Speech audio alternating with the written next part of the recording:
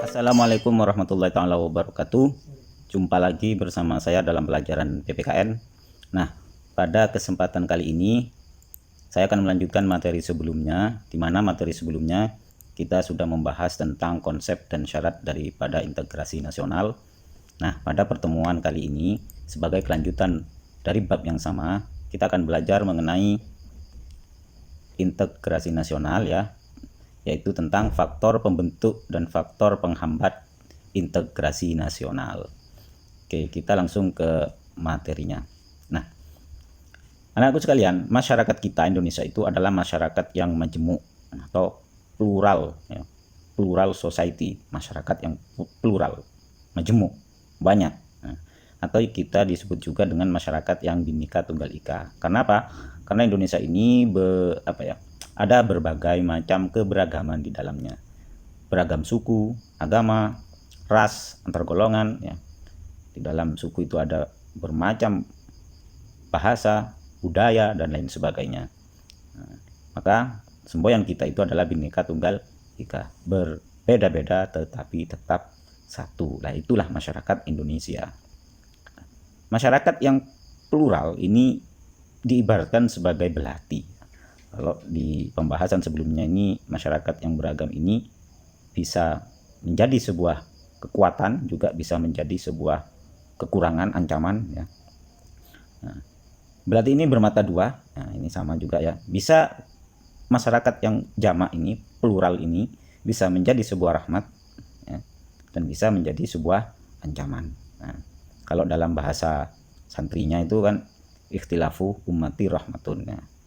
Perbedaan di dalam umat itu adalah rahmat, namun juga bisa menjadi sebuah ancaman. Nah, kapan kepluralan itu bisa menjadi rahmat dan kapan bisa menjadi ancaman? Nah, pemahaman tentang pluralitas ini bisa menjadi sebuah ancaman, menjadi rahmat ya, yaitu apabila pluralitas ini ya dipahaminya penerimaan terhadap keberagaman tersebut, keberanian untuk menerima segala perbedaan yang ada di masyarakat kita itu akan menjadi rahmat. Sebaliknya akan menjadi ancaman apabila ada pemahaman menolak atau tidak menerima segala perbedaan.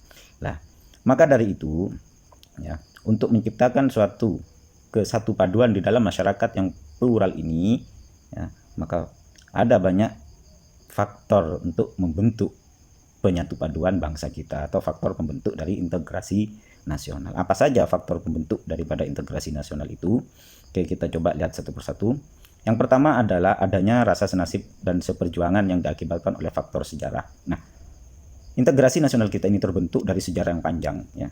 Kita lihat bahwa sejarah kita ini, bangsa Indonesia, dari Sabang sampai Merauke itu disatukan oleh rasa nasib. Rasa senasib dan seperjuangan kita sebagai bangsa yang terjajah ya. Nah, dari persamaan nasib inilah kita bisa membentuk menjadi satu bangsa, yaitu bangsa Indonesia ini karena faktor rasa senasib dan seperjuangan. Yang kedua faktor membentuk dari integrasi itu adalah adanya ideologi nasional yang tercermin dalam simbol negara, yaitu Garuda Pancasila. Ideologi kita Pancasila, lambang negara kita dengan semboyan Bhinneka Tunggal Ika ini adalah faktor pembentuk dari penyatu paduan bangsa kita sebagai satu bangsa ya, walaupun terdiri dari banyak perbedaan, kebermacaman suku, agama dan lain sebagainya. Kemudian yang ketiga itu adalah adanya tekad serta keinginan untuk bersatu di kalangan bangsa Indonesia seperti dinyatakan dalam Sumpah Pemuda.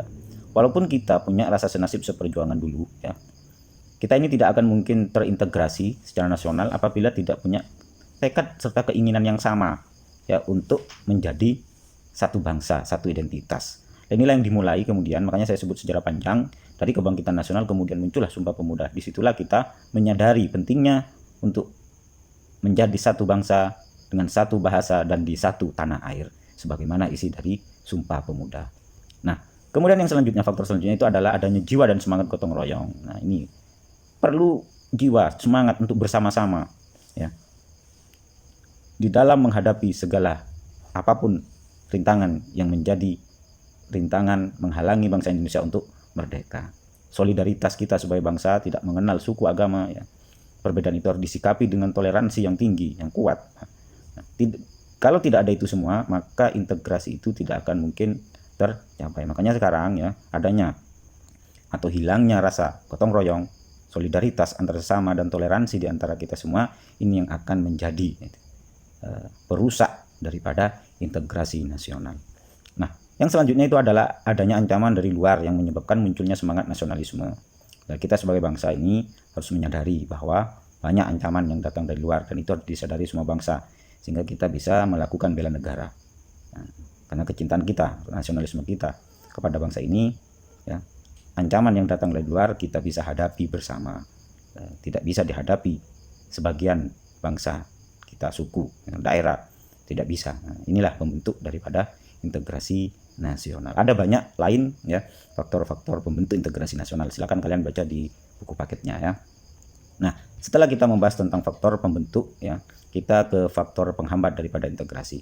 Banyak fenomena di sekitar kita, misalkan pembakaran tempat ibadah, mungkin ya tolikora dan lain sebagainya, pengusiran kelompok-kelompok ya, aliran kepercayaan agama tertentu misalkan ya. Terus ketimpangan ekonomi ya, seperti dalam gambar misalkan proporsional pembangunan antar daerah misalkan ya. Ini kita lihat di dalam kenyataan sehari-hari, dan ini bisa memicu berbagai konflik, ancaman nantinya yang akan merusak integrasi nasional kita sebagai bangsa yang satu. Nah, dari itulah ada banyak faktor yang menghambat integrasi kita. Yang pertama adalah kurangnya penghargaan terhadap kemajemukan yang bersifat heterogen. Kita ini banyak dan bermacam-macam, heterogen lah. Ini harus dihargai ya, dihormati antar yang berbeda itu. Tiadanya penghargaan terhadap satu sama lain yang majemuk dan berbeda itu akan menimbulkan konflik yang nantinya akan merusak integrasi nasional, merusak persatuan dan kesatuan. Yang kedua adalah kurangnya toleransi lah, ini toleransi antar golongan, antar agama dan lain sebagainya. Inilah kemudian ada banyak kejadian ya, pembakaran tempat ibadah ya. Akhir-akhir ini kita juga dihebohkan dengan misalkan masalah jilbab dan lain sebagainya itu ya. Siswi yang non muslim diminta untuk atau diwajibkan untuk berjilbab. Ini fenomena sekarang lah. Ini nanti yang akan merusak integrasi nasional ya, atau persatuan dan kesatuan kita sebagai bangsa yang majemuk. Kemudian kurangnya kesadaran masyarakat Indonesia terhadap ancaman dan gangguan dari luar. Ancaman dan gangguan dari luar itu kalau tidak kita sadari, maka itu akan merusak, mengadu domba ya, kita sebagai bangsa. Kalau tidak disadari sedini mungkin, maka ancaman-ancaman dari luar, faham-faham yang dari luar masuk ke kita ini bisa merusak ya, persatuan dan kesatuan. Misalkan apa, paham yang transnasional misalkan ya, budaya-budaya kita dianggap khurafat, dianggap bid'ah misalkan dan lain sebagainya. Nah, ini yang akan merusak integrasi nasional kita sebagai bangsa yang dari dulu sudah terintegrasi secara nasional. Kemudian yang selanjutnya itu adalah adanya ketidakpuasan terhadap ketimpangan atau ketidakmerataan. Lah, ada banyak faktor masalah ketimpangan ini, di mana beberapa wilayah di negara kita ini ingin memisahkan diri. Salah satunya ya faktornya itu adalah ketimpangan ini. Papua misalkan ya, Aceh dan lain sebagainya.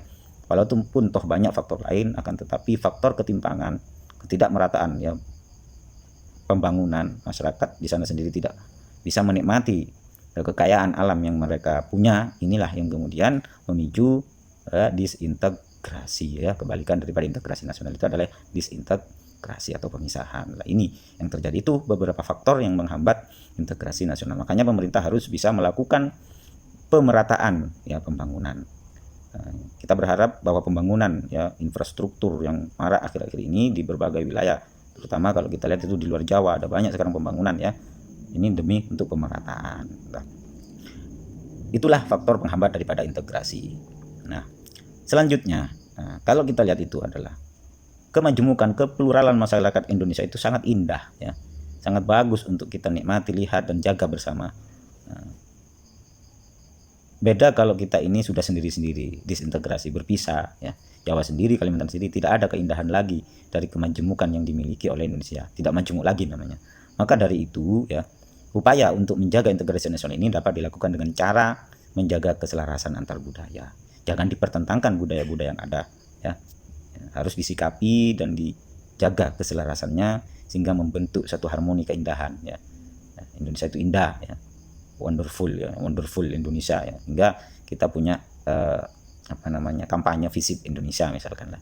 Ini salah satunya dari faktor keberagaman Indonesia yang bisa menarik ya wisatawan datang ke Indonesia. Nah, hal itu dapat terwujud jika ada peran serta pemerintah dan partisipasi masyarakat lah. Tidak bisa kita diserahkan kepada pemerintah, dan kita sebagai masyarakat hanya bisa mengkritik dan lain sebagainya tanpa ada partisipasi aktif. Misalkan dengan bersikap bagaimana menjaga integrasi nasional itu sendiri. Ada perannya masing-masing, peran yang dilakukan oleh pemerintah dan peran yang dilakukan oleh masyarakat secara umum. Nah, itu materi dari saya, kurang lebihnya mohon maaf. Apabila ada pertanyaan nanti bisa dilanjut di grup kelas ya. Terima kasih. Assalamualaikum warahmatullahi wabarakatuh.